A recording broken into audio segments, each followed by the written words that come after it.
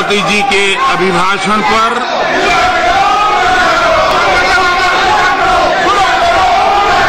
उन्हें आभार व्यक्त करने के लिए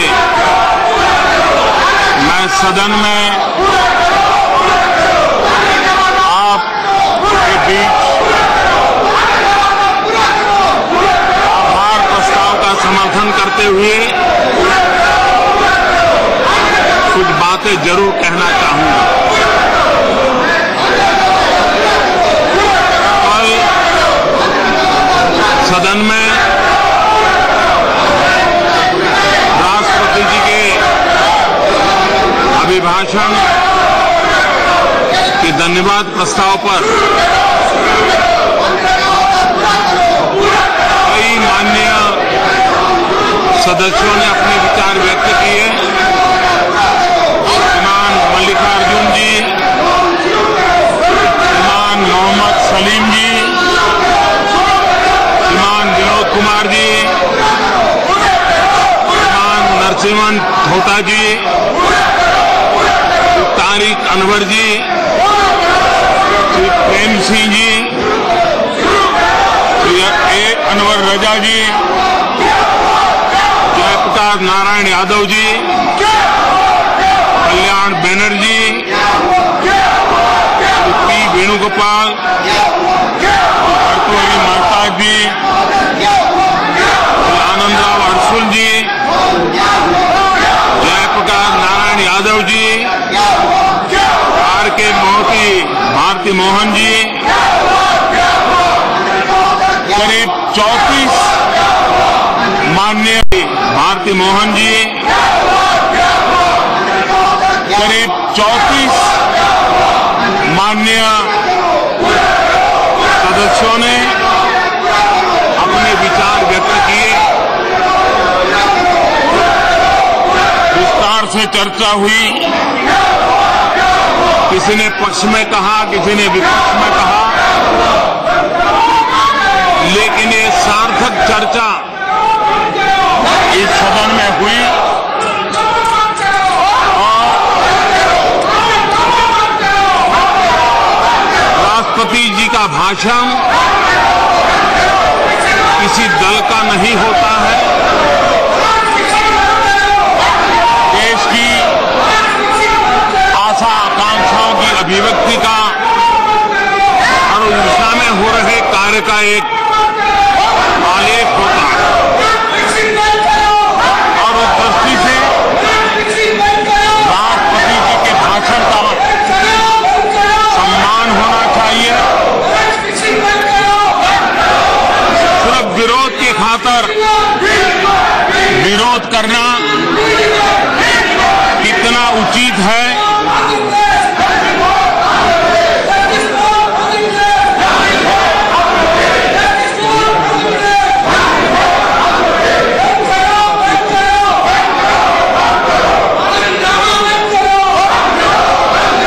सभापति महोदय जी,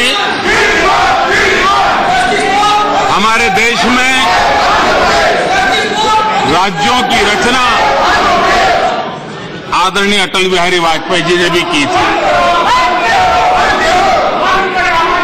3 नए राज्यों का निर्माण हुआ था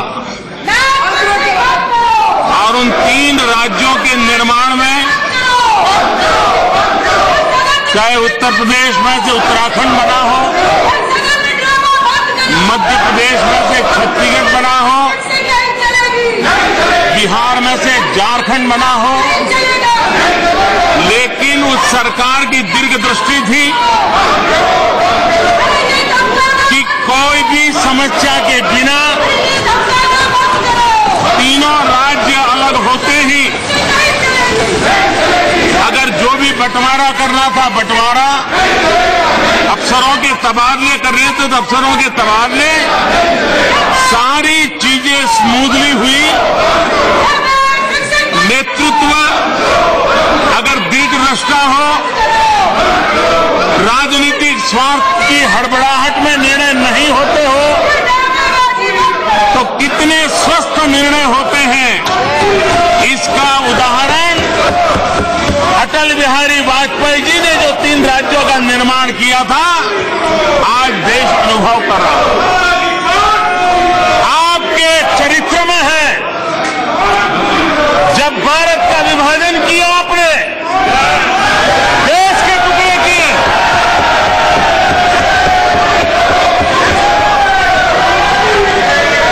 और जो जहर बोया, आज आजादी के 70 साल के बाद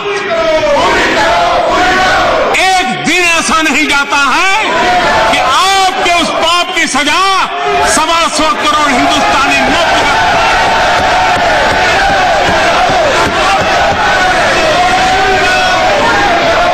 आपने देश के टुकड़े किए, वो भी उस तरीके से किए।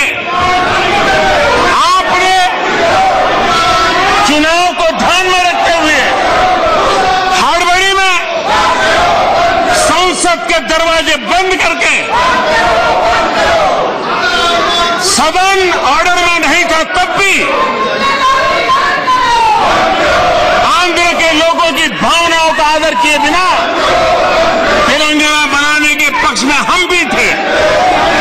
तेलंगाना आगे बढ़े उसके पक्ष में आज भी हम हैं।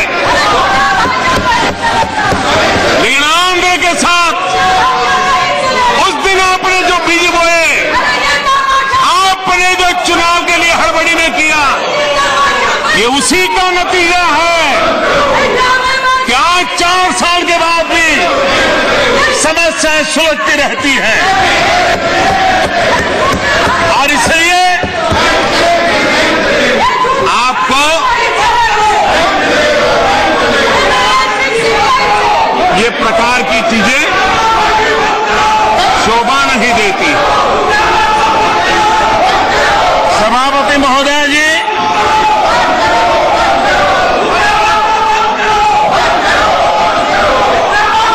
कल मैं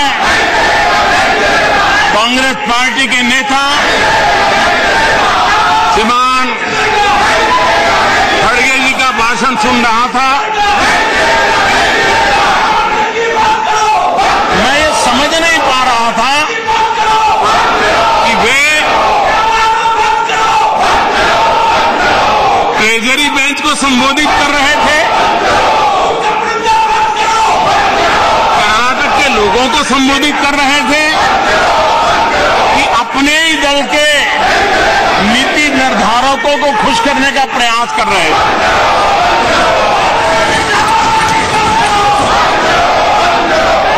और जब उन्होंने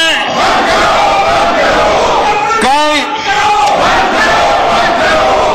बशीर बद्र की शायरी से शुरू किया, खड़गे जी ने बशीर बद्र जी की शायरी सुनाई, और मैं आशा करता हूं कि उन्होंने जो शायरी सुनाई है वो कर्नाटक के मुख्यमंत्री महोदय ने जरूर सुनी होगी। तो उस शायरी में उन्होंने कहा कि दुश्मनी जमकर करो, लेकिन ये गुंजाइश रहे जब कभी हम दोस्त हो जाएं तो शर्मिंदा ना हो। मैं जरूर मानता हूं कि कर्नाटक के मुख्यमंत्री जी ने आपकी ये गुहार सुन ली होगी, लेकिन श्रीमान खड़गे जी, जिस बशीर बद्र की शायरी का आपने जिक्र किया, अच्छा होता उस शायरी में जो शब्द आप बोल रहे उसी के बिल्कुल पहले वाली 2 लाइन उसको भी अगर याद कर लेते तो शायद इस देश को ये पता जरूर चलता है कि आप कहां खड़े हैं। उसी शायरी में बशीर बद्र जी ने आगे कहा है, जी चाहता है सच बोले, जी बहुत चाहता है सच बोले, क्या करे हौसला नहीं होता।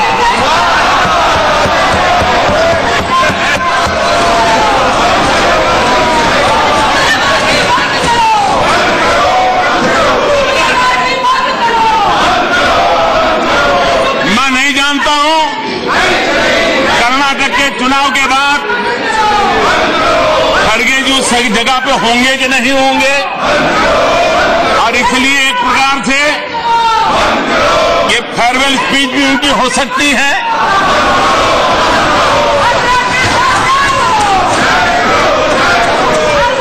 और इसलिए आमतौर पे सदन में जब पहली बार कोई सदस्य बोलते हैं तो हर कोई सम्मान से कोई भी डिस्टर्बिंग के बिना सुनते हैं, और उसी प्रकार से जो फेयरवेल की स्पीच होती है वो भी करीब करीब सम्मान से देखी जाती है।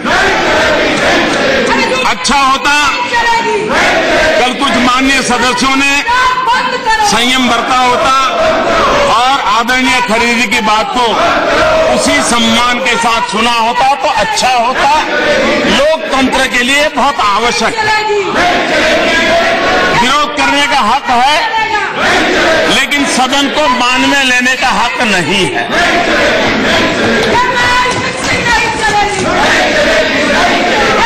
कल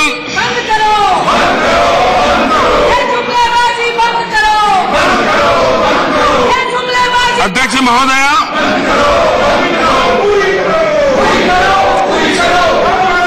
मैं देख रहा हूं कि जब भी हमारे विपक्ष में कुछ लोग हमारी किसी बात की आलोचना करने जाते हैं तो तथ्य तो कम होते हैं, लेकिन हमारे जमाने में ऐसा था, हमारे जमाने में ऐसा था, हमने ऐसा किया था, हम ये करते थे, ज्यादातर उसी कैसेट को बजाया जाता है। लेकिन ये न भूले कि भारत आजाद हुआ, उसके बाद भी जो देश आजाद हुए वो हमसे भी तेज गति से काफी आगे बढ़ चुके। हम नहीं बढ़ पाए, मानना पड़े, और आपने मां भारती के टुकड़े कर दिए,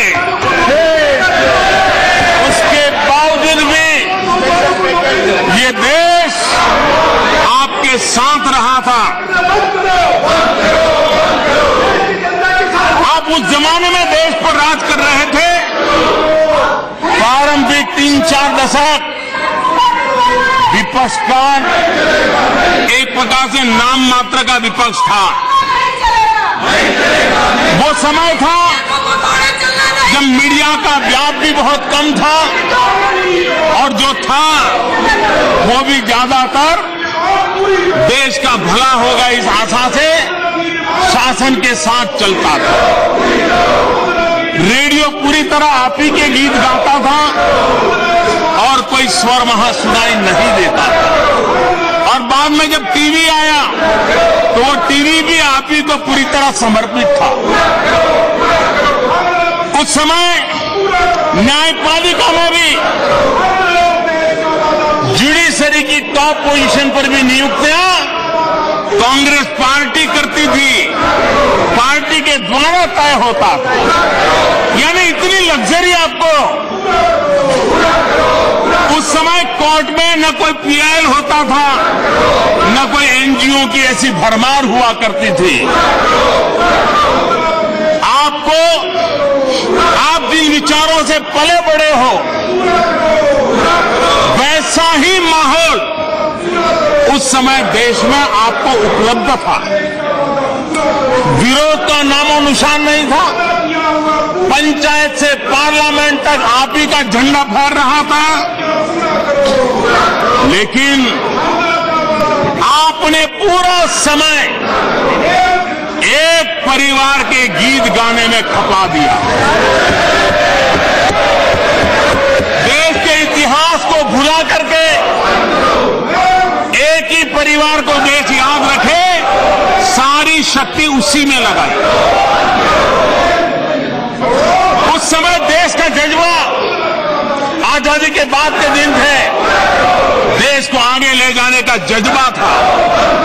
आपने कुछ जिम्मेवारी के साथ काम किया होता तो ये देश की जनता में सामर्थ्य था, देश को कहां से कहां पहुंचा देते।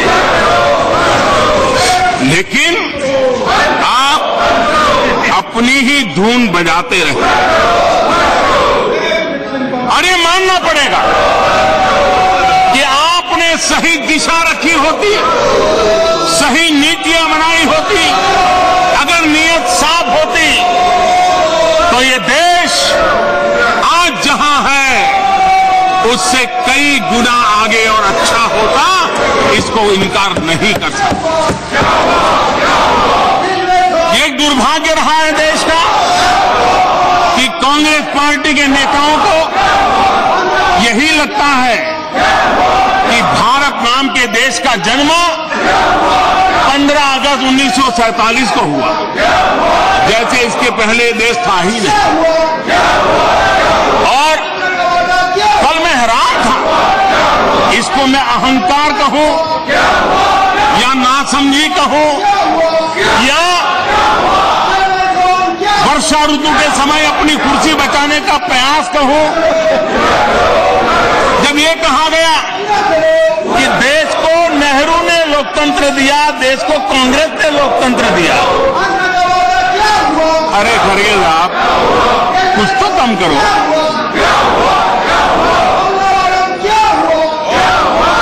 जरा मैं पूछना चाहता हूं,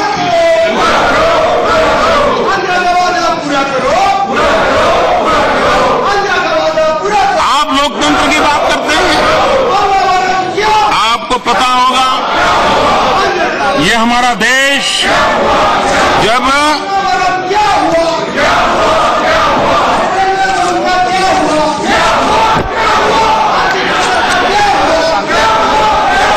आप जो लोकतंत्र की बात कर, जब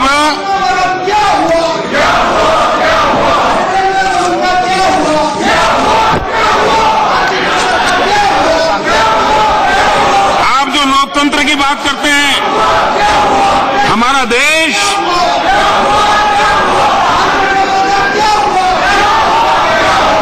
जब लिच्छवी साम्राज्य था, जब बुद्ध परंपराएं थी, तब भी हमारे देश में लोकतंत्र की गूंज थी। ये कांग्रेस और नेहरू जी ने लोकतंत्र नहीं दिया। बौद्ध संघ एक ऐसी व्यवस्था थी जो चर्चा, विचार विमर्श और वोटिंग के आधार पर निर्णय करने की प्रक्रिया चलाता था। और श्रीमान खरगे जी, आप तो कर्नाटक से आते हो, कम से कम एक परिवार की भक्ति करके कर्नाटक के चुनाव के बाद शायद आपकी यहां बैठने की जगह बची रहे, लेकिन कम से कम जगत गुरु बसवेश्वर जी का तो अपमान मत करो। आपको पता होना चाहिए, आप कर्नाटक से आते हो, कि जगत गुरु बसवेश्वर थे जिन्होंने उस जमाने में अनुभव मंडपम नाम की व्यवस्था की है 12वीं शताब्दी में। और गांव के सारे निर्णय लोकतांत्रिक तरीके से होता था। और इतना ही नहीं, विमेन एम्पावरमेंट का काम हुआ था, उस सदन के सभा के अंदर महिलाओं का होना अनिवार्य हुआ करता था। ये जगत गुरु बसवेश्वर जी के कालखंड में लोकतंत्र को प्रस्थापित करने का काम 12वीं शताब्दी में इस देश में हुआ था। लोकतंत्र ये हमारी रगों में है, हमारी परंपरा में है। और बिहार के अंदर इतिहास गवाह है, लिच्छवी साम्राज्य के समय किस प्रकार से हमारे यहाँ, अगर हम प्राचीन इतिहास की तरफ गौर करें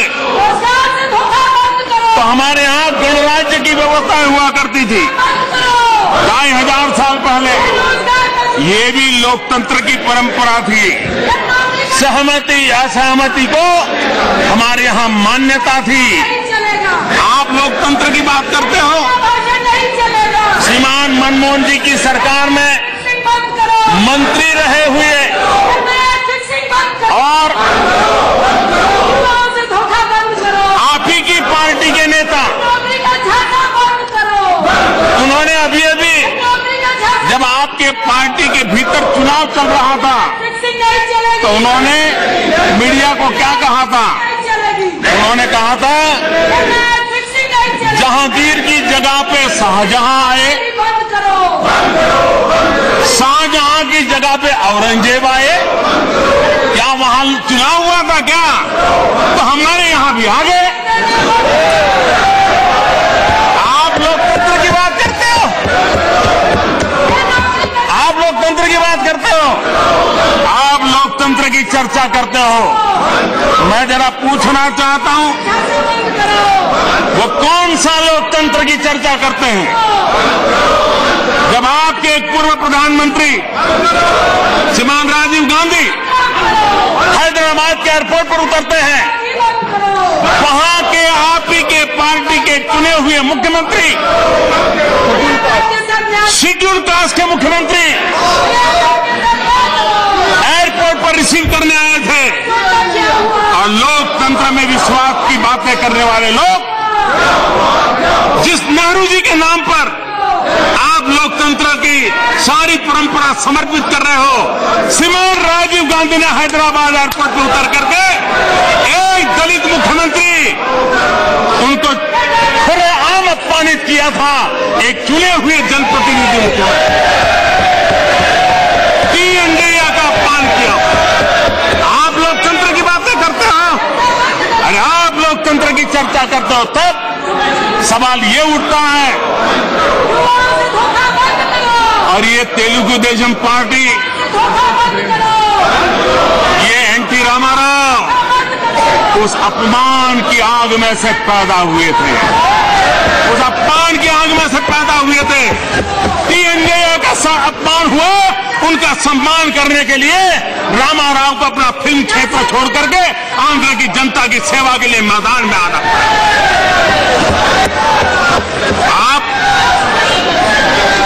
आप लोकतंत्र की बात समझ आ रहे हो? इस देश में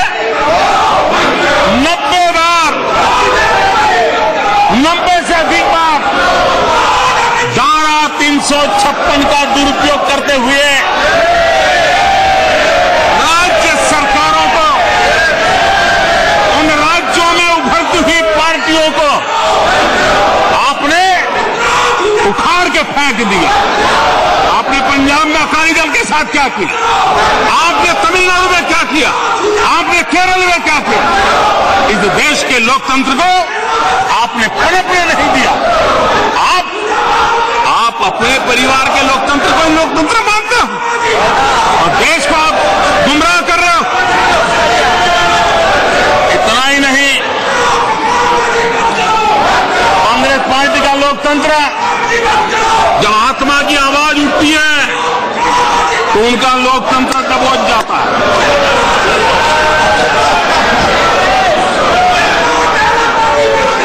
आप जानते हैं,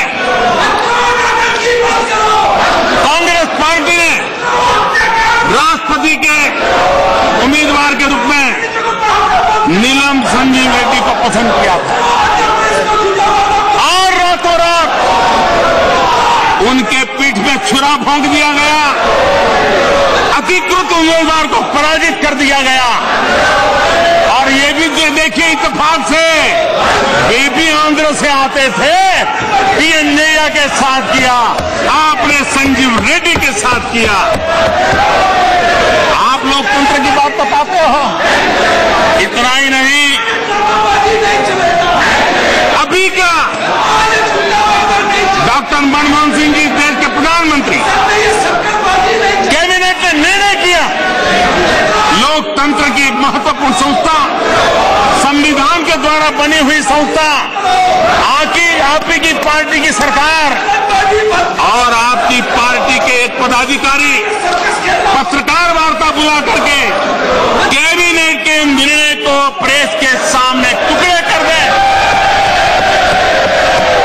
आपके मुंह में लोकतंत्र शोभा नहीं देता, आपके मुंह में लोकतंत्र शोभा नहीं देता।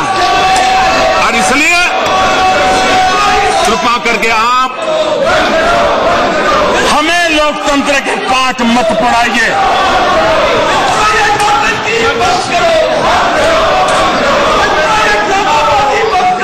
मैं जरा और एक इतिहास की बात बात आज बताना चाहता हूं। क्या सच नहीं है? जब देश में कांग्रेस में नेतृत्व करने के लिए चुनाव हुआ, 15 कांग्रेस कमेटियां, 15 कांग्रेस कमेटियां, उसमें से 12 कांग्रेस कमेटियों ने सरदार वल्लभ भाई पटेल को चुना था। 3 लोगों ने नोटा किया था, किसी को भी वोट नहीं देने का निर्णय किया था।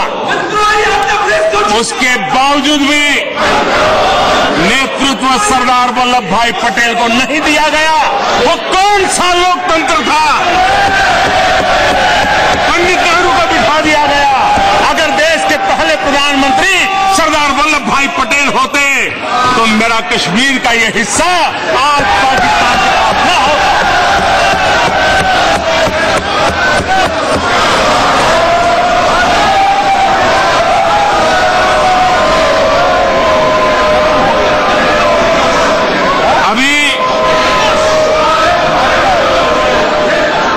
अभी दिसंबर में क्या ये कांग्रेस पार्टी के अध्यक्ष का चुनाव था कि ताजपोशी थी? आप ही के पार्टी के एक नौजवान ने आवाज उठाई, वो अपना उम्मीदवारी पत्र भरना चाहता था, आपने उसको भी रोक दिया। आप लोकतंत्र की बातें करते हो। मैं जानता हूं ये आवाज दबाने के लिए इतनी कोशिश नाकाम रहने वाली है।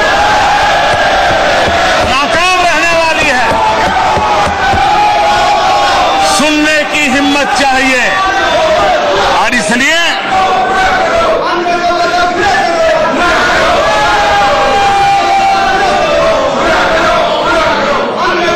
अध्यक्ष महोदया, हमारी सरकार की विशेषता है ऐसे एक वर्क कल्चर को लाए हैं जिस वर्क कल्चर में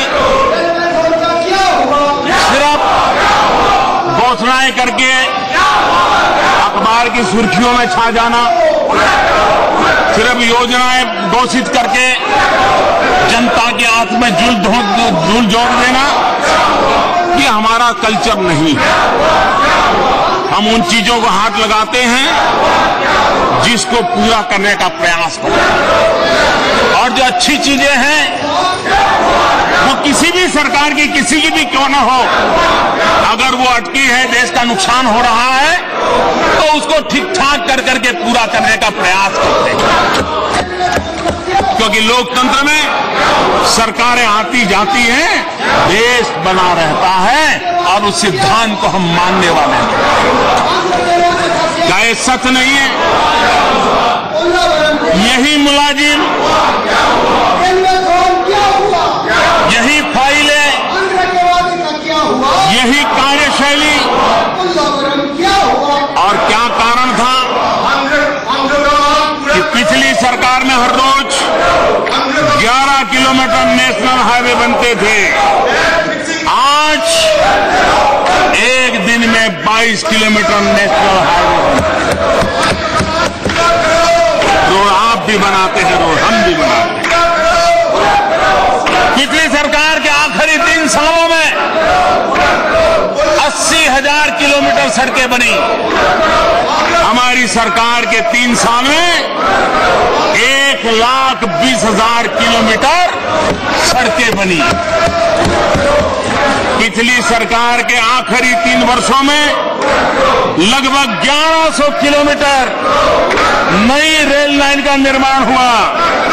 सरकार के इन 3 वर्षों में 2100 किलोमीटर हुआ। पिछली सरकार के आखिरी 3 वर्षों में 2,500 किलोमीटर रेल लाइन का बिजलीकरण हुआ। इस सरकार के 3 सालों में 4,300 किलोमीटर से ज्यादा काम हुआ।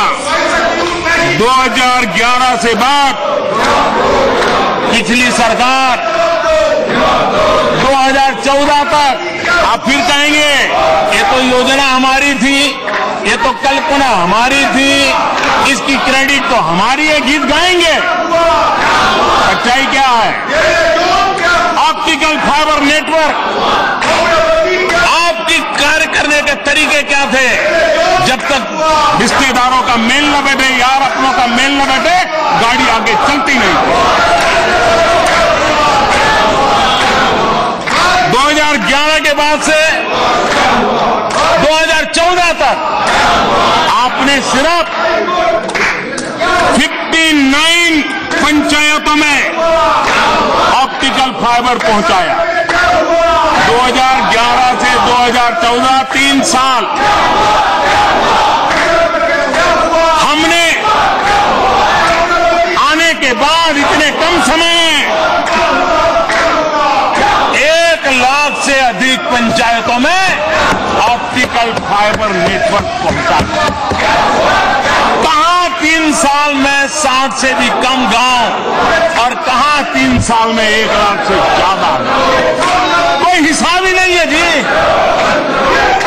और इसलिए पिछली सरकार शहरी आवास योजना 939 शहरों में लागू किए थे।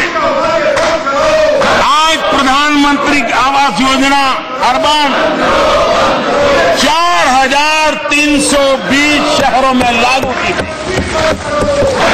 आप 1000 से भी कम, हम 4000 से भी ज्यादा।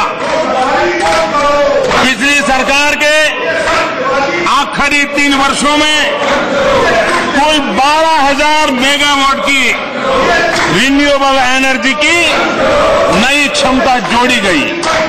इस सरकार के 3 सालों में कुल 12,000 मेगावाट की रिन्यूएबल एनर्जी की नई क्षमता जोड़ी गई। इस सरकार के 3 सालों में 22,000 मेगावाट से भी ज्यादा जोड़ी गई। शिपिंग इंडस्ट्री, कार्गो हैंडलिंग में आपके समय नेगेटिव ग्रोथ था। इस सरकार ने 3 साल में 11% से ज्यादा ग्रोथ करके दिखाया है। अगर आप जमीन से जुड़े होते तो शायद आपकी ये हालत न हुई होती। मुझे अच्छा लगा हमारे खड़गे जी ने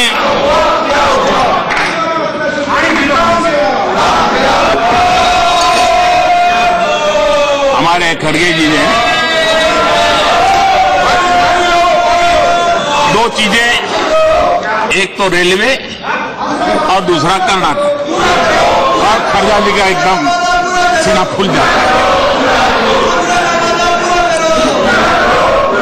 आपने बीदर कलबुर्गी रेल लाइन का जिक्र किया। जरा देश को इस सच्चाई का पता होना चाहिए। ये बात कांग्रेस के मुंह से कभी किसी ने सुनी नहीं होगी, कभी नहीं बोले होंगे, उद्घाटन समारोह में भी नहीं बोले होंगे, शिलान्यास में भी नहीं बोले होंगे। सत्य स्वीकार करिए कि ये बीदर कलबुर्गी 110 किलोमीटर की नई रेल लाइन का प्रोजेक्ट अटल बिहारी वाजपेयी की सरकार में मंजूर हुआ था। और 2013 तक आपकी सरकार रही, आप स्वयं रेल मंत्री रहे। ये आप ही के पार्लियामेंट्री कॉन्फ्रेंस का इलाका है, और उसके बावजूद भी इतने सालों में अटल जी की सरकार के बाद कितने साल हुए अंदाज लगाइए। सिर्फ 37 किलोमीटर का काम हुआ, 37 किलोमीटर। और वो काम भी तब हुआ जब येडियुरप्पा जी मुख्यमंत्री थे और उन्होंने इनिशिएटिव लिया। उन्होंने भारत सरकार ने जो मांगा देने के लिए सहमति दे दी। तब जाकर के आपकी सरकार ने अटल जी के सपने को आगे बढ़ाने का चालू किया। और वो भी, और जब चुनाव आया तो आपको लगा कि ये रेल चल पड़े तो अच्छा होगा। 110 किलोमीटर होनी थी, 37 किलोमीटर के टुकड़े पे जाके झंडी फहरा करके आ गए।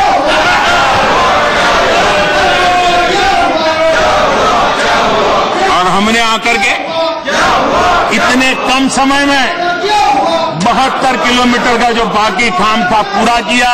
और ये हमने नहीं सोचा कि विपक्ष के नेता की पार्लियामेंट्री कॉन्स्टिट्यूंसी है, इसको अभी गड्ढे में डालो देखा जाएगा। ऐसा पाप हम नहीं करते। आपका इलाका था लेकिन काम देश का था, हमने देश का काम मान करके उसको पूरा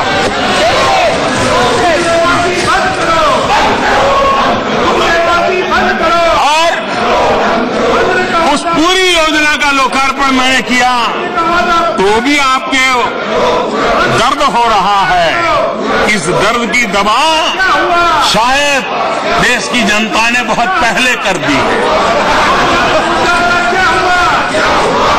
अध्यक्ष महोदया,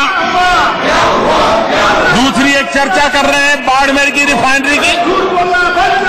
चुनाव प्राप्त करने के लिए चुनाव के पहले पत्थर पे नाम जड़ जाएगा तो गाड़ी चल जाएगी। आपने बाड़मेर रिफाइनरी में जाकर के पत्थर जड़ दिए, नाम लिखवा दिया, लेकिन जब हम आकर के कागजात देखे तो जो शिलान्यास हुआ था रिफाइनरी का वो सारा का सारा कागज पे था। जमीन के न मंजूरी थी, न जमीन थी, न भारत सरकार के साथ कोई फाइनल एग्रीमेंट था। और चुनाव को ध्यान में रखते हुए आपने वहां भी पत्थर जड़ दिया।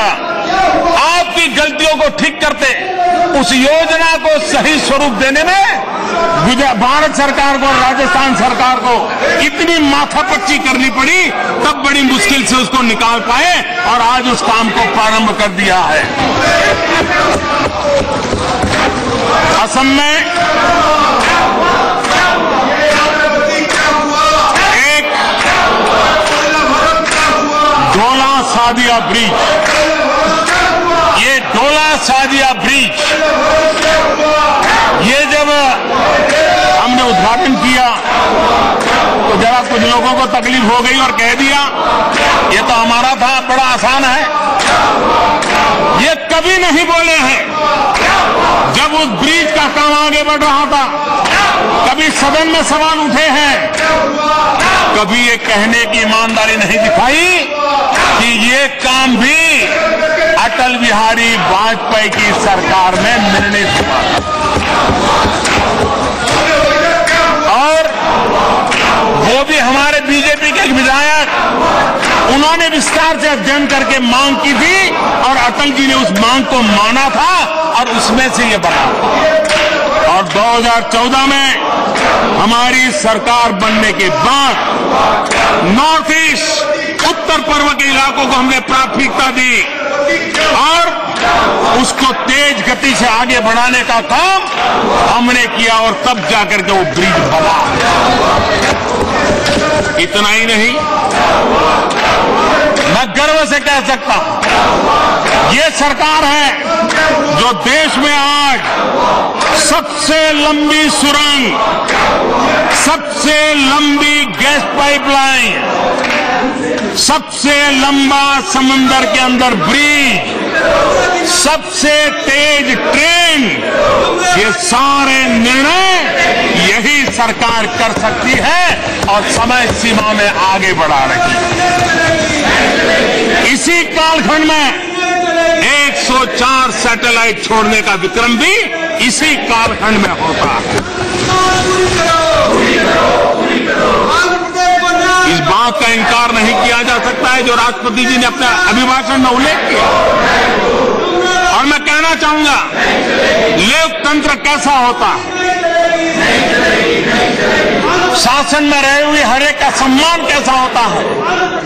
लाल किले पर से भाषण निकाल दीजिए, आजादी के सभी कांग्रेस के नेताओं के लाल किले से भाषण निकाल दीजिए, एक भाषण में किसी ने ये कहा हो कि देश में जो प्रगति हो रही है उसमें सभी सरकारों का योगदान है, भूतपूर्व सरकारों का योगदान है, ऐसा एक वाक्य लाल किले पर से कांग्रेस के नेताओं ने बोला हो तो जरा इतिहास खोल करके ले आइए।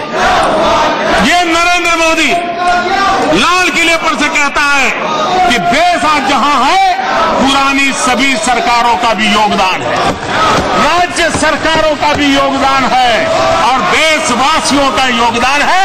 खुलेआम स्वीकार करने की हमारी हिम्मत है और ये हमारे चरित्र में है। मैं आज बताना चाहता हूं, गुजरात में जब मुख्यमंत्री था तो उस मुख्यमंत्री के कालखंड में गुजरात की गोल्डन जुबिली का ईयर था। हमने गोल्डन जुबिली ईयर मनाने में जो कार्यक्रम किए, एक कार्यक्रम क्या किया, जितने भी राज्यपाल श्री के भाषण थे, गवर्नर के भाषण क्या होते हैं, जैसे राष्ट्रपति का भाषण उस सरकार की गतिविधियों का उल्लेख करता है, गवर्नर का भाषण उस काल की राज्य सरकार के किए गए कामों का बयान करता है। सरकार कांग्रेस की रही थी गुजरात बनने के बाद, लेकिन हमने गुजरात बना तब से लेकर के 50 साल की यात्रा में जितने भी गवर्नरों के भाषण थे जिसमें सभी सरकारों के काम का ब्यौरा था, उसका ग्रंथ प्रसिद्ध किया और उसको आर्काइव में रखने का काम है। लोकतंत्र इसको कहते हैं। आप मेहरबानी कर करके, हर कुछ आप ही ने किया है, आपके एक परिवार ने किया है, इस मानसिकता के कारण आज वहां जाकर बैठने की नौबत आई है। आपने देश को स्वीकार नहीं किया और इसलिए आज ये कारण है कि 2 गुनी रफ्तार से सड़कें बन रही हैं, रेलवे लाइनें तेज गति से आगे बढ़ रही हैं, पोर्ट डेवलपमेंट हो रहे हैं, गैस पाइपलाइन बिछ रही है, बंद पड़े फर्टिलाइजर प्लांट उसको खोलने का काम चल रहा है, करोड़ों घरों में शौचालय बन रहे हैं और रोजगार के नए अवसर उपलब्ध हो रहे हैं। मैं जरा कांग्रेस के मित्रों से पूछना चाहता हूं,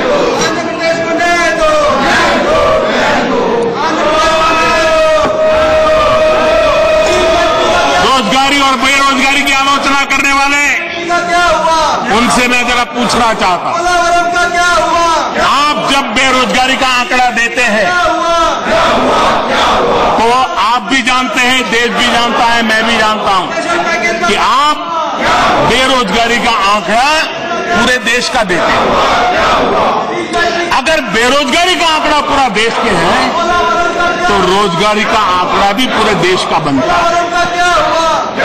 अब आपको हमारी बात पर भरोसा नहीं होगा, मैं जरा कहना चाहता हूं और आप रिकॉर्ड तपास लीजिए। पश्चिम बंगाल की सरकार, कर्नाटक की सरकार, उड़ीसा की सरकार और केरल की सरकार, हम तो है नहीं वहां, न कोई एनडीए है। इन 4 सरकारों ने स्वयं ने जो घोषित किया है उस हिसाब से पिछले 3-4 वर्ष में इन 4 सरकारों का दावा है कि वहां करीब 1 करोड़ लोगों को रोजगार मिला है। क्या आप उनको भी इनकार करोगे क्या आप उस रोजगार को रोजगार नहीं मानोगे क्या? बेरोजगारी देश की और पूरे देश में रोजगारी का, और मैं इसमें देश के आर्थिक रूप से समृद्ध राज्यों की चर्चा नहीं कर रहा, भाजपा की सरकारों की चर्चा नहीं कर रहा हूं, एनडीए की सरकारों की चर्चा नहीं कर रहा हूं, मैं उन सरकारों की चर्चा कर रहा हूं जो सरकार में आपके लोग बैठे हैं और रोजगार के क्लेम वो कर रहे हैं। या तो आप नकार कर दीजिए कि आपकी कर्नाटक सरकार रोजगार के जो आंकड़े बोल रही है झूठे बोल रही है, बोल लो। और इसलिए देश को गुमराह करने की कोशिश मत कीजिए और ऐसे देश के सभी राज्यों के रोजगार भारत सरकार ने जो प्रयास किया है उसकी योजनाएं, और आप जानते हैं 1 साल में 70 लाख नए ईपीएफ में नाम रजिस्टर हुए हैं और ये 18 से 25 साल के नौजवान हैं, बेटा बेटियां हैं और इनका नाम जुड़ा है। क्या ये रोजगार नहीं है क्या? इतना ही नहीं, जो कोई डॉक्टर बने, कोई इंजीनियर बने, कोई लॉयर बने, कोई चार्टर्ड अकाउंट बने, कोई कंपनी सेक्रेटरी बने, इन्होंने अपने कारोबार प्रारंभ किए, अपनी कंपनियों में लोगों को काम दिया, खुद का रोजगार बढ़ाया। आप इसको गिनने को तैयार नहीं है और आप जानते हैं, भली भांति जानते हैं, फॉर्मल सेक्टर में सिर्फ 10% रोजगार होता है, इनफॉर्मल सेक्टर में 90% होता है। और आज इनफॉर्मल को भी फॉर्मल में लाने के लिए हमने कई ऐसे इंसेंटिव और कई योजनाएं बनाने की दिशा में सफलतापूर्वक प्रयास किया है। इतना ही नहीं, आज देश का मध्यम वर्गीय परिवार का नौजवान वो नौकरी की भीख मांगने वालों में से नहीं, वो सम्मान से जीना चाहता है, वो अपने बलबूते पर जीना चाहता है। मैंने ऐसे कई आईएएस अफसर देखे हैं। कभी मैं पूछता हूं कि आपके संतान क्या करते हैं, ज्यादातर मैं सोचता हूं शायद वो भी बाबू बनेंगे, लेकिन आजकल वो मुझे कह रहे हैं साहब जमाना बदल गया, हमारे पिताजी के सामने हम थे तो हम सरकारी नौकरी खोजते खोजते यहां पहुंच गए। आज हमारे बच्चों को हम कहते हैं कि बेटा यहां आ जाओ, वो मना करता है और वो कहता है मैं तो स्टार्टअप चालू करूंगा। वो विदेश से पढ़ करके आया है, बोले मैं स्टार्टअप चालू करूंगा। सब दूर, देश के नौजवानों में ये एस्पिरेशन है और भारत के नेतृत्व में कोई भी दल हो, देश के मध्यम वर्गीय तेजो तर्रार जो नौजवान है उनके एस्पिरेशंस को बल देना चाहिए, उनको निराश करने का काम नहीं करना चाहिए। और प्रधानमंत्री मुद्रा योजना, स्किल डेवलपमेंट योजना, एंटरप्रेन्योरशिप ट्रेनिंग की योजना, ये सारी बातें देश के मध्यम वर्ग के ऊर्जावान नौजवानों को उस एस्पिरेशन को बल देने के लिए प्रधानमंत्री मुद्रा योजना, स्किल डेवलपमेंट योजना, एंटरप्रेन्योरशिप ट्रेनिंग की योजना, ये सारी बातें देश के मध्यम वर्ग के ऊर्जावान नौजवानों को उस एस्पिरेशन को बल देने के लिए हम प्रयास कर रहे हैं। और उसी का परिणाम है कि प्रधानमंत्री मुद्रा योजना के तहत 10 करोड़ से ज्यादा लोन की स्वीकृति हुई है। यह आंकड़ा कम नहीं है और अभी तक ये 10 करोड़ लोन स्वीकृति में कहीं किसी की कटकी हुई, कोई बीच में दलाल आया, उसकी कोई शिकायत नहीं आई है। और ये भी तो इस सरकार के वर्क कल्चर का परिणाम है, ये भी उस वर्क कल्चर का परिणाम है। कोई बिचौलिया नहीं आया और उसका कारण था कि हमने जो प्रोडक्ट बनाई है, नीति नियम बनाए हैं, उसी का वो परिणाम था कि उसको बिना कोई गारंटी बैंक में जाकर के उसको फंड मिल सकता है। और इन 10 करोड़ लोन स्वीकृत हुई है, उसमें 4 लाख करोड़ रुपए से ज्यादा पैसा दिया गया। इतना ही नहीं, ये लोन प्राप्त करने वाले लोग हैं, उसमें 3 करोड़ लोग बिल्कुल नए उद्यमी हैं, जिनको कभी ऐसा अवसर नहीं आया जीवन में। ऐसे लोग हैं, क्या ये भारत की रोजगारी बढ़ाने का काम नहीं हो रहा?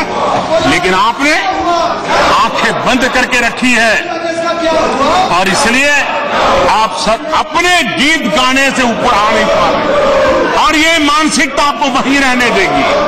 और ये भी अटल जी ने कहा है, वही सच्चाई है कि आप छोटे मन से कोई बड़ा नहीं होता। अटल जी ने कहा है, छोटे मन से कोई बड़ा नहीं होता और टूटे मन से कोई खड़ा नहीं हो सकता। और इसलिए आप वहीं रह जाओगे, वहीं पर गुजारा करना है आपको। मैं जरा पूछना चाहता हूं, ये सब हमारे जमाने के गीत गाते रहते हैं।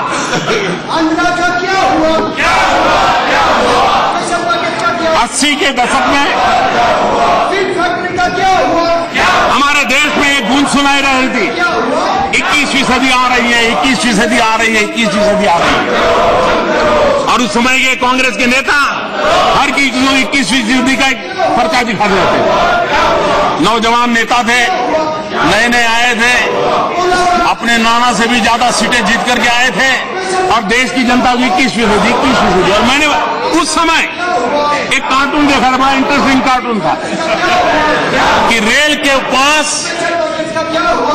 प्लेटफॉर्म पर एक नौजवान खड़ा है और सामने से ट्रेन आ रही है। ट्रेन पर लिखा था 21वीं शताब्दी और ये नौजवान उस तरफ दौड़ रहा है। तो एक बुजुर्ग ने कहा, खड़े रहो, वो तो आने ही वाली है, तुम्हें कुछ करने की जरूरत नहीं है।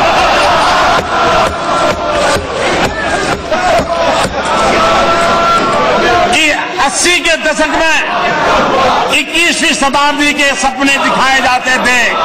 सारी देर 21वीं सदी के भाषण सुनाए जा रहे थे और 21वीं सदी बात करने वाली सरकार इस देश में एविएशन पॉलिसी तक नहीं ले पाई।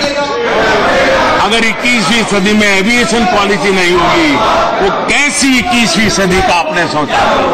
बैलगाड़ी वाली? यही आप चल रहे हैं भाइयों बहनों। अध्यक्ष महोदय, एक एविएशन पॉलिसी हमने बनाई और आज छोटे छोटे शहरों में जो छोटी छोटी हवाई पट्टियां पड़ी हुई थी, इसका हमने उपयोग किया और 16 नई हवाई पट्टियां, जहां जहाज आना जाना शुरू हो गया। 80 से ज्यादा एविएशन के लिए संभावनाएं पड़ी हुई है, उस पर हम कार्य है। टायर 2, टायर 3 इन शहरों में हवाई जहाज उड़ने वाले हैं और आज देश में ये सुनकर के वहां तकलीफ होगी, आज देश में करीब करीब 450 जहाज, हवाई जहाज ऑपरेशनल है, करीब करीब 450। आपको जानकर के खुशी होगी कि हमारे इस इनिशिएटिव का परिणाम है कि इस वर्ष 900 से ज्यादा नए हवाई जहाज खरीदने के ऑर्डर हिंदुस्तान से गए हैं। और इसलिए मैं मानता हूं, और ये सफलता इसलिए नहीं मिली है कि सिर्फ हम निर्णय करते हैं, हम टेक्नोलॉजी का भरपूर उपयोग करते हैं, हम मॉनिटरिंग करते हैं। और रोड के काम को भी और रेल के काम को हम ड्रोन से देख रहे हैं, हम सैटेलाइट टेक्नोलॉजी के द्वारा हम टैगिंग कर रहे हैं और कहां क्या कहां। इतना ही नहीं, टॉयलेट बने तो मोबाइल फोन पर उसकी तस्वीर टैग की जाती है और इस प्रकार से हर चीज को सैटेलाइट की टेक्नोलॉजी का उपयोग करते हुए आगे बढ़ाने का हमने काम किया है। और उसके कारण, मॉनिटरिंग के कारण गति भी आई है, मॉनिटरिंग के कारण ट्रांसपेरेंसी को भी ताकत मिली है। मैं हैरान हूं,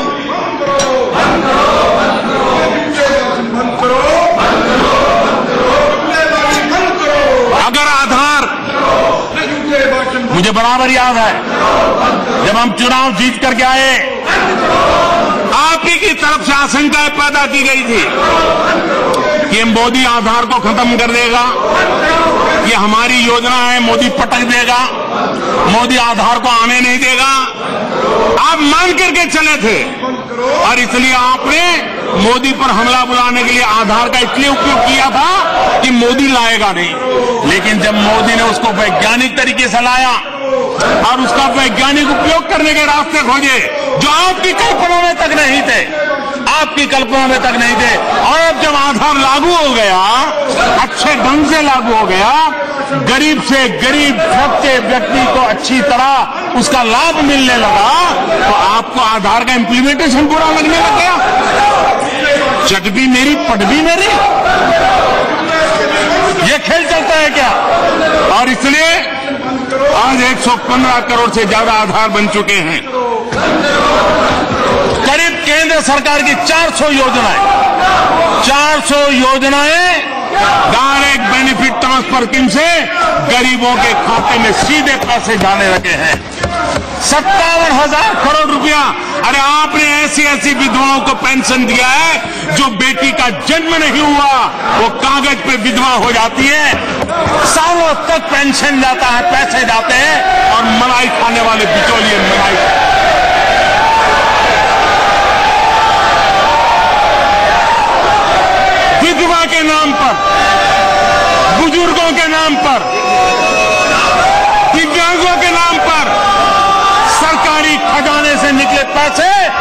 बिचौलियों के जेब में गए हैं और राजनीति चलती रही। आज आधार के कारण डायरेक्ट बेनिफिट ट्रांसफर से आप दुखी, ऐसा नहीं है। आपका दुख का कारण है कि जो बिचौलियों की जाल थी, वो बिचौलियों की जाल खत्म हुई है और इसलिए जो रोजगार गया है बिचौलियों का गया है, जो रोजगार गया है बेईमानों का गया है, जो रोजगार गया है देश को लूटने वालों का गया है।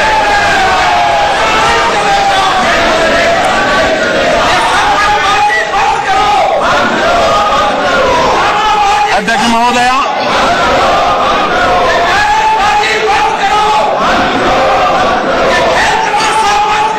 अध्यक्ष महोदया, 4 करोड़ गरीब और मध्यम वर्ग के परिवारों को मुफ्त बिजली कनेक्शन देने की सौभाग्य योजना हम लाए हैं। आप कहेंगे कि लोगों के घरों में बिजली देने की योजना हमारे समझ होगी, लेकिन क्या बिजली थी, क्या ट्रांसमिशन लाइनें थी? अरे 18,000 गांव तक खंबे तक नहीं लगे थे। 18वीं शताब्दी में जीने के लिए वो मजबूर हुआ था और अब आप ये कह रहे हैं कि हमारी योजना थी।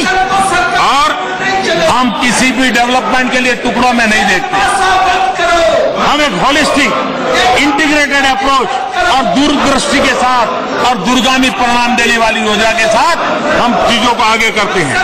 सिर्फ बिजली का विषय मैं बताना चाहता हूं, आपको पता चलेगा कि सरकार के काम करने का तरीका क्या है, हम किस तरीके से काम करते हैं। बिजली व्यवस्था सुधारने के लिए 4 करोड़ घरों में, देश में कुल घर है 25 करोड़, 4 करोड़ घरों में आज भी बिजली न होना मतलब कि करीब करीब 20% लोग आज भी अंधेरे में जिंदगी गुजार रहे हैं। ये गर्व करने जैसा विषय नहीं है।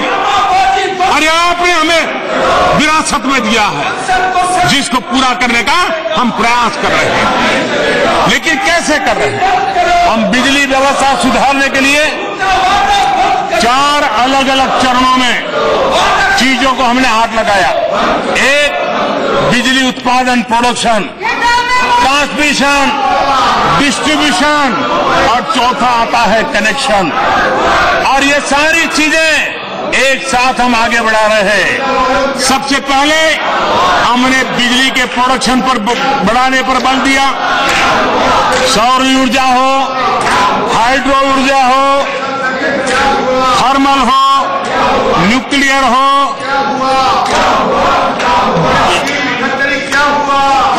जो भी क्षेत्र से बिजली हो सकती है और उस पर हमने बल देकर के बिजली का उत्पादन बढ़ाया। ट्रांसमिशन नेटवर्क में हमने तेज गति से वृद्धि की।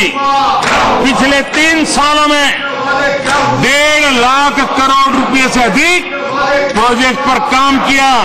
ये पिछली सरकार के आखिरी 3 वर्षों की तुलना में 83% ज्यादा है। हमने स्वतंत्रता के बाद देश में कुल स्थापित ट्रांसमिशन लाइन, इसमें 2014 के बाद 31%, यानी आजादी के बाद जो था उसमें 31% अकेले हमने आकर के बढ़ाया। ट्रांसफार्मर कैपेसिटी पिछले 3 साल में 49% हमने बढ़ाई है। कश्मीर से कन्याकुमारी, कच्छ से कामरूप निर्बाध रूप से बिजली को ट्रांसमिशन करने के लिए सारा नेटवर्क का काम हमने खड़ा कर दिया है। पावर डिस्ट्रीब्यूशन सिस्टम मजबूत करने के लिए 2015 में उज्ज्वल डिस्कॉम एश्योरेंस योजना यानी कि उदय योजना और राज्यों को साथ लेकर के एमओयू करके आगे बढ़ाई है। बिजली डिस्ट्रीब्यूशन कंपनियों में बेहतर ऑपरेशनल और फाइनेंशियल मैनेजमेंट स्थापित हो, उस पर हमने बल दिया है। इसके बाद कनेक्शन के लिए, घर में बिजली पहुंचाने के लिए सौभाग्य योजना लॉन्च की है। एक तरफ बिजली पहुंचाना, दूसरी तरफ बिजली बचाना। हमने 28 करोड़ एलईडी बल्ब बांटे। मध्यम वर्ग का परिवार जो घर में बिजली का उपयोग करता है, 28 करोड़ बिजली के बल्ब पहुंचने के कारण 15,000 करोड़ रुपया बिजली का बिल बचा है, जो मध्यम वर्ग परिवार के जेब में बचा है। देश के मध्यम वर्ग को लाभ हुआ है। हमने वेस्टेज ऑफ टाइम भी बचाया है। हमने वेस्टेज ऑफ मनी को भी रोकने के लिए ईमानदारी के प्रयास किया।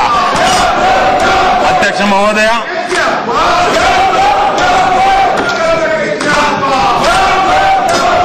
यहां पर किसानों के नाम पर राजनीति करने के भरपूर प्रयास चल रहे हैं और उनको भी मददगार लोग मिल जाते हैं। ये सच्चाई है कि आजादी के 70 साल के बाद भी हमारे किसान जो उत्पादन करते हैं, करीब करीब 1 लाख करोड़ रुपयों का ये जो उत्पादित चीजें हैं, फल हो, फूल हो, सब्जी हो, अन्न हो, ये खेत से लेकर स्टोर तक और बाजार के तक जो सप्लाई चेन चाहिए, उसकी कमी के कारण वो संपदा बर्बाद हो जाती है। हमने प्रधानमंत्री किसान संपदा योजना शुरू की और हम उस इंफ्रास्ट्रक्चर को बल दे रहे हैं कि किसान जो पैदावार करता है उसको रखने रखाव की व्यवस्था मिले, कम खर्चे से मिले और उसकी फसल बर्बाद न हो, उसकी गारंटी तैयार हो। सरकार ने सप्लाई चेन में नए इंफ्रास्ट्रक्चर को तैयार करने में मदद करने का फैसला किया है और इसके बाद जो 1 लाख करोड़ बचेंगे वो देश को, किसानों को, फूड प्रोसेसिंग में लगे हुए मध्यम वर्ग के नौजवानों को गांव में ही कृषि आधारित उद्योगों के लिए अवसर की संभावनाएं में पैदा हुई है। हमारे देश में जितना कृषि का महत्व है उतना ही पशुपालन का, तो गांव में ही कृषि आधारित उद्योगों के लिए अवसर की संभावनाएं में पैदा हुई है। हमारे देश में जितना कृषि का महत्व है उतना ही पशुपालन का, वो एक दूसरे से जुड़े हुए हैं। हमारे देश में पशुपालन के क्षेत्र में आवश्यक प्रबंधन उनका अभाव में सालाना 40,000 करोड़ रुपए का नुकसान होता है। हमने पशु की चिंता करना, कामधेनु योजना के द्वारा इन पशुओं का रखरखाव की चिंता करने के लिए, उनके आरोग्य की चिंता करने के लिए एक बड़ा एग्रेसिव काम शुरू किया है और उसके कारण कामधेनु की योजना का लाभ देश के पशुपालक को और जो किसान पशुपालन करता है उनको एक बहुत बड़ी राहत मिलने वाली है। हम 2 गुना 22 में इनकम करने की बात करते हैं। 80 में 21वीं सदी की बात करना वो तो मंजूर था, लेकिन मोदी अगर आज 2018 में आजादी के 75 साल वाले 2022 को याद करें तो आपको तकलीफ हो रही है कि मोदी 22 की बातें क्यों करता है। अब 80 में 21वीं सदी के गीत गाते थे, देश को दिखाते रहते थे और जब मेरी सरकार निर्धारित काम के साथ 2022 आजादी के 75 साल एक इंस्पिरेशन है, एक प्रेरणा, उसको लेकर के अगर काम कर रही है तो आपको उसकी भी तकलीफ हो रही है और किसानों की आय 2 गुना करना। आप शंकाओं में इसलिए जीते हैं कि आपने कभी बड़ा सोचा ही नहीं, छोटे मन से कुछ होता नहीं, छोटे मन से कुछ होता। आप किसान की आय 2 गुना करनी, क्या हम उसकी लागत में कमी नहीं कर सकते? सॉइल हेल्थ कार्ड के द्वारा ये संभव हुआ है, सोलार पंप के द्वारा संभव हुआ है, यूरिया नीम कोटिंग के कारण संभव हुआ है। ये सारी चीजें किसान की लागत कम करने के लिए काम आने वाली चीजें हैं। ऐसे अनेक चीजों को हमने आगे बढ़ाया है। उसी प्रकार से किसान को अपने किसानी कारोबार के साथ हमने बम्बू का निर्णय किया। अगर वो अपने खेत के किनारे पर बम्बू लगाएगा और उस बम्बू का बड़ा एश्योर मार्केट है, आज देश हजारों करोड़ रुपया रुपए का बंबू इंपोर्ट करता है आपकी एक गलत नीति के कारण कि आपने बंबू को ट्री कह दिया, पेड़ कह दिया और उसके कारण कोई बंबू काट नहीं सकता था। मेरे नॉर्थ ईस्ट के लोग परेशान रहे। हम में हिम्मत है कि हमने बंबू को ग्राफ की कैटेगरी में ला करके रखा। वो किसान की आय बढ़ाएगा। अपने खेत पर, किनारे पर अगर वो बंबू लगाता है उसकी छाया के कारण किसान को तकलीफ नहीं होती है, उसकी अतिरिक्त इनकम बढ़ेगी।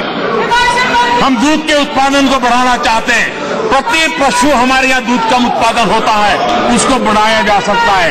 हम मधुमक्खी पालन पर बल देना चाहते हैं। आपको हैरानी होगी, मधुमक्खी पालन में करीब 40% वृद्धि हुई है। 40 मध एक्सपोर्ट करने में हुए और बहुत कम लोगों को मालूम होगा। आज दुनिया holistic health care, eco friendly living इस पे बल दे रहा है और इसलिए उसको केमिकल वैक्स से बच करके बी वैक्स चाहिए। आज पूरे दुनिया में बी वैक्स का बहुत बड़ा मार्केट है और हमारा किसान खेती के साथ मधुमक्खी का पालन करेगा तो बी वैक्स के कारण उसको एक उत्तम प्रकार का वो आय में भी बदलाव होगा। हम ये भी जानते हैं कि मधुमक्खी फसल को उगाने में भी एक नई ताकत देती है। अनेक ऐसे क्षेत्र हैं वो ये सारे काम, दूध उत्पादन हो, पोल्ट्री फार्म हो, फिशरीज हो, बाम्बू हो, वैल्यू एडिशन हो, ये सारी चीजें हैं जो किसान की आय को डबल करती है। हम जानते हैं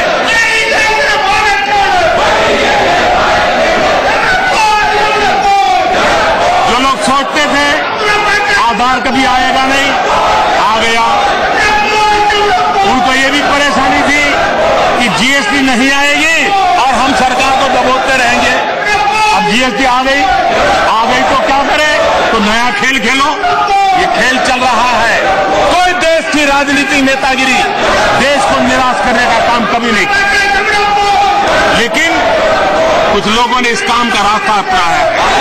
आज सिर्फ जीएसटी के कारण लॉजिस्टिक में जो फायदा हुआ है, हमारी ट्रक पहले जितना समय उसका जाता था वेस्टेज, जाम के कारण, टोल टैक्स के कारण आज उसका वो बच गया और हमारे ट्रांसपोर्टेशन की कैपेसिटी को 60% डिलीवरी की ताकत नहीं आई है।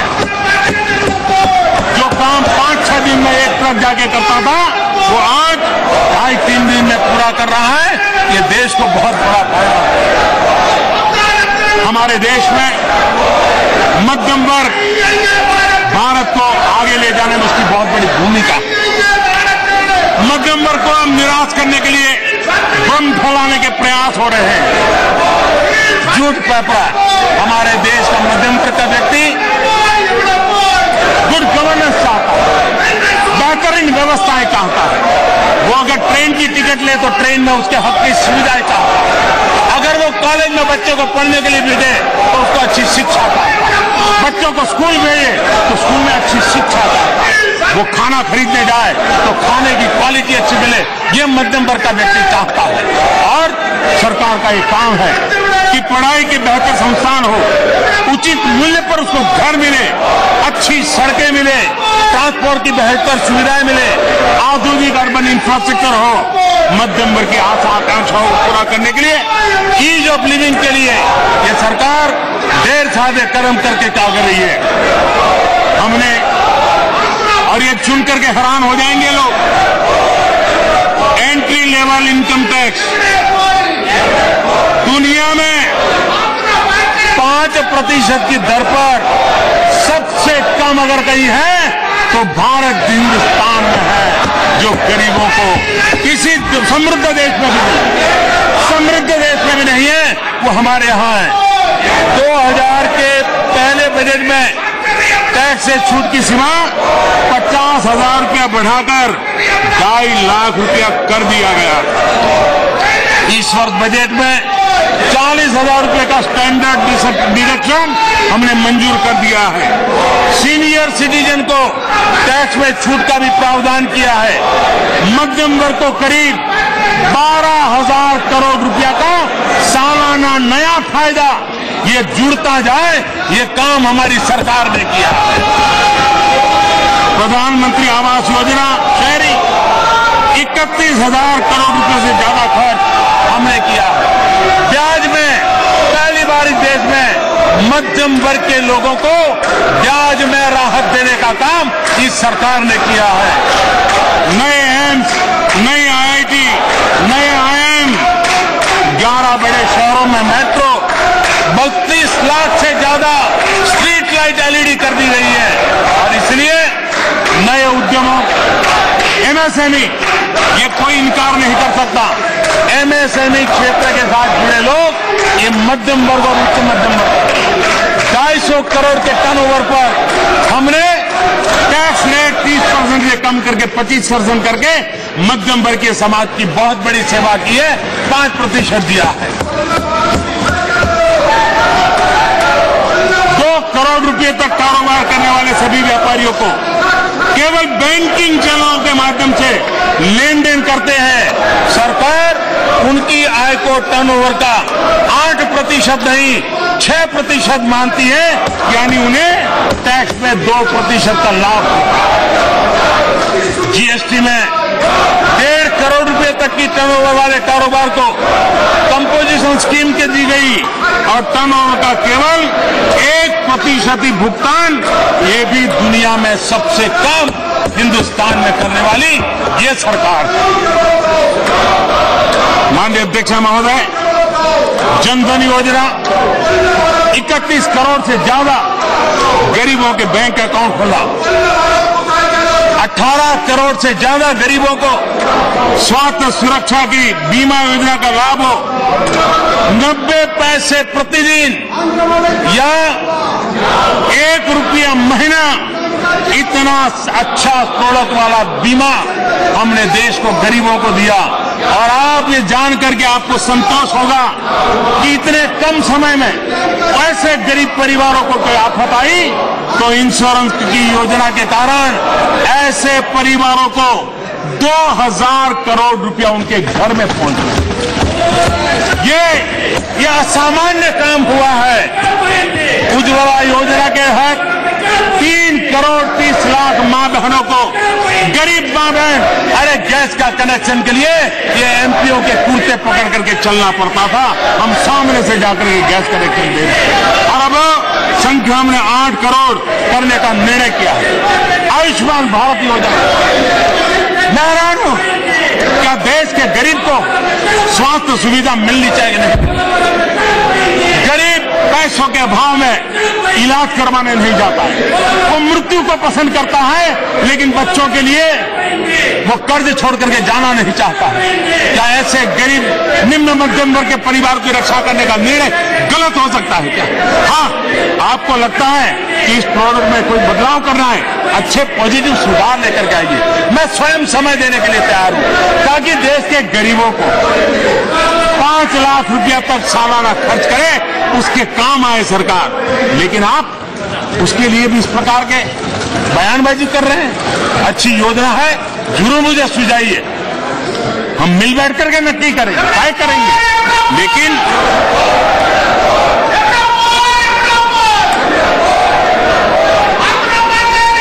अध्यक्ष महोदय जी,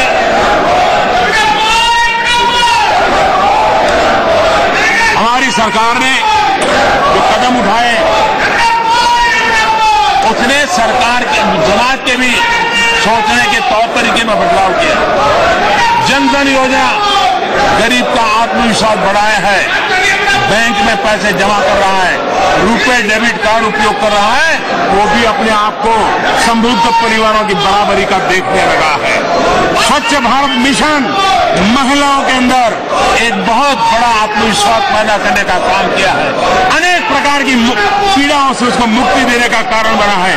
उज्ज्वला योजना गरीब माताओं को धुएं से मुक्ति दिलाने का काम कहा। पहले हमारा श्रमिक या तो अच्छी नौकरी पाने के लिए पुरानी नौकरी छोड़ने की हिम्मत नहीं करता था क्योंकि पुराने जमा पैसे डूब जाएंगे। हमने उसके अनक्लेम 27,000 करोड़ रुपया यूनिवर्सल अकाउंट नंबर देकर के उस तक पहुंचाने का काम किया है। और आगे गरीब मजदूर जहां जाएगा उसका बैंक अकाउंट में 7 साल चलता जाएगा। ये काम किया है। भ्रष्टाचार और काला धन, अभी भी आपको रात को नींद नहीं आती। मैं जानता हूं आपकी बेचैनी। भ्रष्टाचार के कारण जमानत पर जीने वाले लोग भ्रष्टाचार के कामों से बचने वाले नहीं है। कोई भी बचने वाला नहीं। पहली बार हुआ देश में 4 पूर्व मुख्यमंत्री भारत की न्यायपालिका ने उनको दोषित घोषित कर दिया है और जेल में जिंदगी गुजारने के लिए मजबूर होना पड़ा। ये हमारा कमिटमेंट। देश को जिन्होंने लूटा है उनको देश को लौटाना पड़ेगा और उस काम में मैं कभी पीछे हटने वाला नहीं हूं। ये मेरा आर्टिकल है। मैं लड़ने वाला इंसान। और इसलिए आज देश में एक ईमानदारी का माहौल बना, एक ईमानदारी का उत्सव है। अधिक लोग आज आगे आ रहे हैं, इनकम टैक्स देने के लिए आ रहे हैं। उनको भरोसा है कि शासन के पास खजाने में जो पैसा जाएगा पाई का हिसाब मिलेगा, सही उपयोग होगा। ये काम हो रहा है।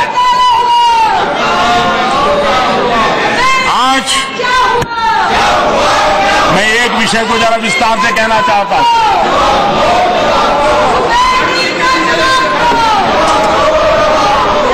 कुछ लोगों को झूठ बोलो, जोर से झूठ बोलो, बार बार झूठ बोलो, ये फैशन हो गई है।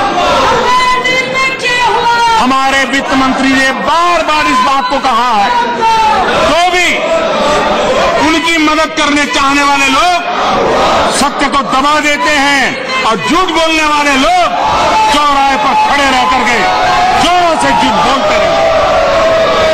और वो मसला है एनपीए का। मैं इस सदन के माध्यम से अध्यक्ष महोदया आपके माध्यम से आज देश को भी कहना चाहता हूं कि आखिर एनपीए का मामला है क्या। देश को पता चलना चाहिए कि एनपीए के पीछे ये पुरानी सरकार के कारोबार है और 100% पुरानी सरकार जिम्मेवार, 1% भी कोई और नहीं है। आप देखिए उन्होंने ऐसी बैंकिंग नीतियां बनाई, 100% पुरानी सरकार जिम्मेवार, 1% भी कोई और नहीं है। आप देखिए उन्होंने ऐसी बैंकिंग नीतियां बनाई कि जिसमें बैंकों पर दबाव डाले गए, टेलीफोन जाते थे, अपने चहेतों को लोन मिलता था, वो लोन पैसा नहीं दे पा रहे थे, बैंक, नेता, सरकार, बिचौलिए मिलकर के उसका रिस्ट्रक्चर करते थे। बैंक से गया पैसा कभी बैंक में आता नहीं था, कागज पे आता जाता चल रहा था और देश लूटा जा रहा था। उन्होंने अरबों खरबों रुपया दे दिया। हमने बाद में आना करके आते ही हमारे ध्यान में बिछाया। अगर मुझे राजनीति करनी होती तो मैं पहले ही दिन देश के सामने वो सारे तथ्य रख देता,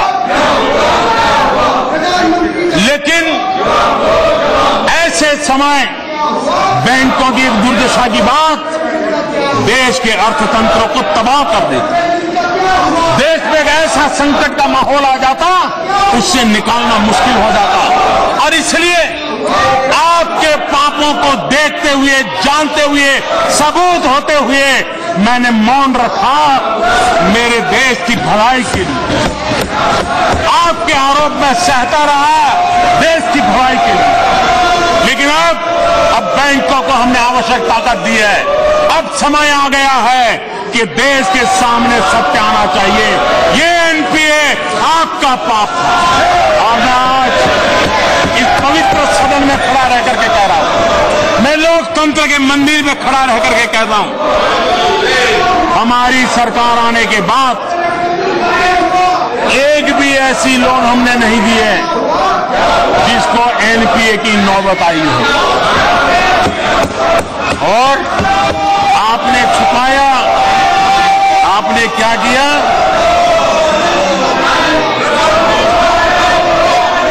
आपने आंकड़े गलत दिए। जब तक आप थे आपने बताया कि एनपीए 36% है।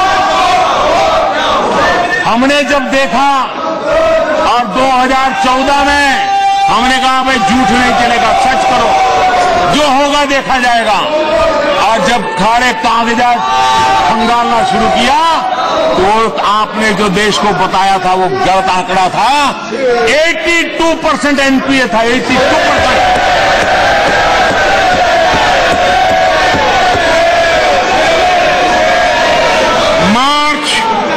मार्च 2018 में बैंकों द्वारा दिया गया कुल एडवांस 18 लाख करोड़ रुपए, और हमने 6 साल में आप देखिए क्या हाल हो गया।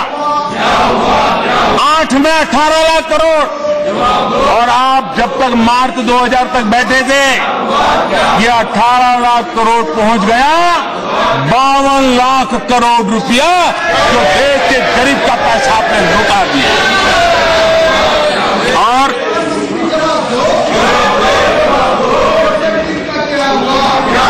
लगातार आप रिस्ट्रक्चर करते रहे, कागज पे हाँ लोन आ गया लोन दे दिया, लोन आ गया लोन दे दिया।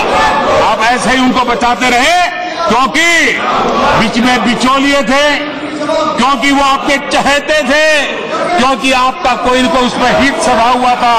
और इसलिए आपने एक काम किया, हमने तय किया कि जो भी तकलीफ होगी सहेंगे, लेकिन साफ सफाई।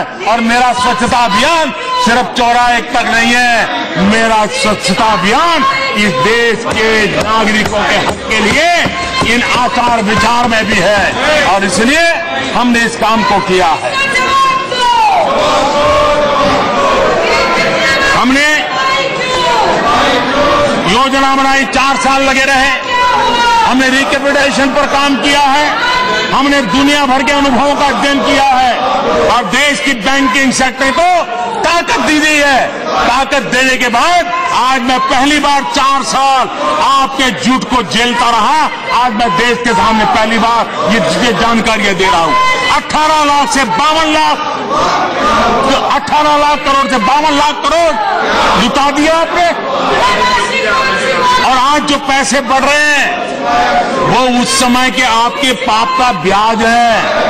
ये हमारी सरकार ने दिए हुए,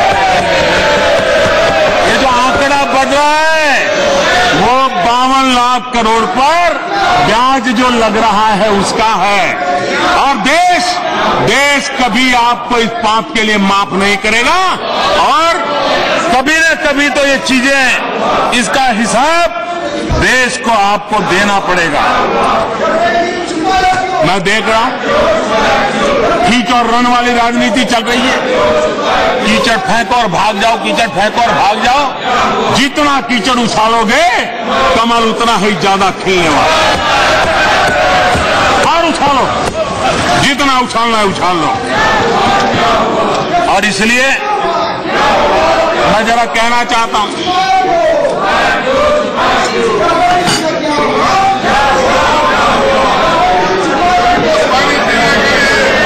अब इसमें मैं कोई आरोप नहीं करना चाहता, लेकिन देश तय करेगा क्या है। आपने कतर से गैस लेने का 20 साल का कॉन्ट्रैक्ट किया था, और जिस दाम से गैस का कॉन्ट्रैक्ट किया था, हमने आकर के कतर से बात की, हमने अपना पक्ष रखा। भारत सरकार बंदी हुई थी, आप जो सौदा कर गए थे हमको उसको निभाना था, क्योंकि देश की सरकार की अपनी विश्वसनीयता होती है। लेकिन हमने उनको तथ्यों के सामने रखा, हमने उनको कन्विंस किया, और मेरे देशवासियों को खुशी होगी अध्यक्ष महोदया, ये पवित्र सदन में मुझे कहते हुए संतोष हो रहा है कि हमने कतार को रिनेगोशिएशन किया और गैस की जो हम खरीदी करते थे करीब करीब 8,000 करोड़ रुपया देश का हमने बचाया। आपने 8,000 करोड़ ज्यादा दिया था, क्यों दिया, किसके लिए दिया, कैसे दिया, क्या इसके साथ सवालिया निशान खड़े हो सकते, वो देश तय करेगा, मुझे नहीं कहना है। उसी प्रकार से मैं ये भी कहना चाहूंगा, ऑस्ट्रेलिया के अंदर गैस के लिए भारत सरकार का एक सौदा हुआ था, गैस आता उनसे लिया जाता था, हमने उनसे भी नेगोशिएशन किया, लंबे समय का किया, और आपने ऐसा क्यों नहीं किया, हमने 4,000 करोड़ रुपया उसमें भी बचाया, देश के हक का पैसा हमने बचाया।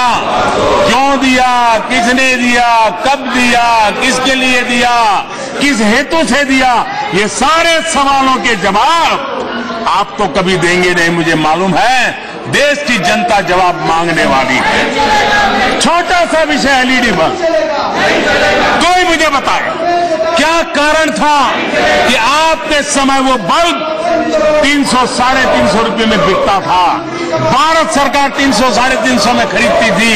क्या कारण है कि वही बल्ब, कोई टेक्नोलॉजी में फर्क नहीं, कोई क्वालिटी में फर्क नहीं, देने वाली कंपनी वही, 350 का बल्ब 40 रुपये में कैसे आ गया? जरा कहना पड़ेगा, आपको कहना पड़ेगा, आपको जवाब देना पड़ेगा। आप मुझे बताइए, सोलर एनर्जी, क्या कारण है कि आपके समय सोलर पावर यूनिट 12 रुपया, 13 रुपया, 14 रुपया, 15 रुपया, लूटो, जिसको भी लूटना है लूटो, बस हमारा ख्याल रखो। इसी मंत्र को लेकर के चला, आज वही सोलर पावर 2 रुपया 3 रुपये के बीच में आ गया, लेकिन उसके बावजूद हम आप पर भ्रष्टाचार के आरोप मैं नहीं लगा रहा, देश जो कि लगाना लगाएगा, मैं उसमें अपने आप को संयमित रखना चाहता हूं, लेकिन ये हकीकत बोल रही है कि क्या हो रहा था, और इसलिए और आज विश्व में भारत का मान सम्मान बढ़ा।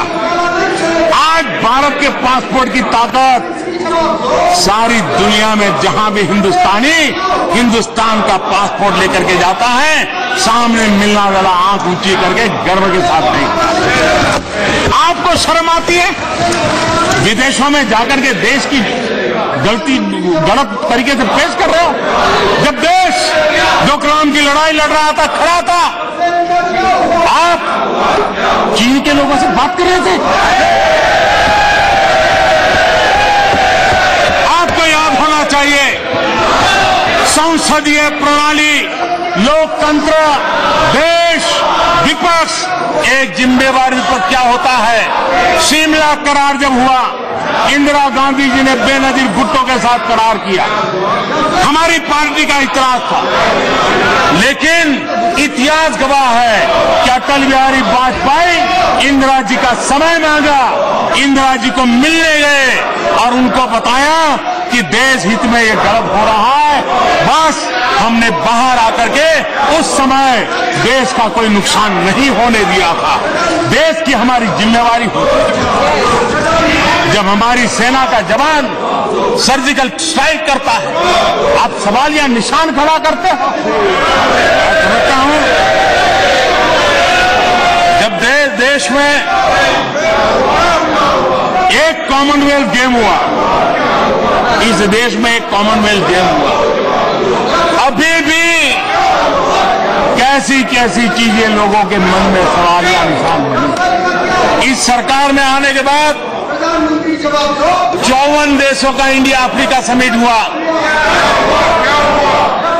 ब्रिक्स समिट हुआ, फीफा अंडर 17 का वर्ल्ड कप हुआ, इतने बड़े बड़े योजनाएं हुई। अरे अभी 26 जनवरी को आसियान के 10 देश के मुखिया आकर के बैठे थे और मेरा तिरंगा लहरा रहा।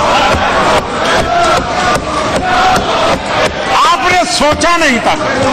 अरे जिस दिन इस नई सरकार का शपथ हुआ और सार्क देशों के मुखिया आकर के बैठ गए, तो आपके मन में सवाल था कि 70 साल में हमें क्यों समझ नहीं आया। छोटा मन बड़ी बात नहीं कर सकता है।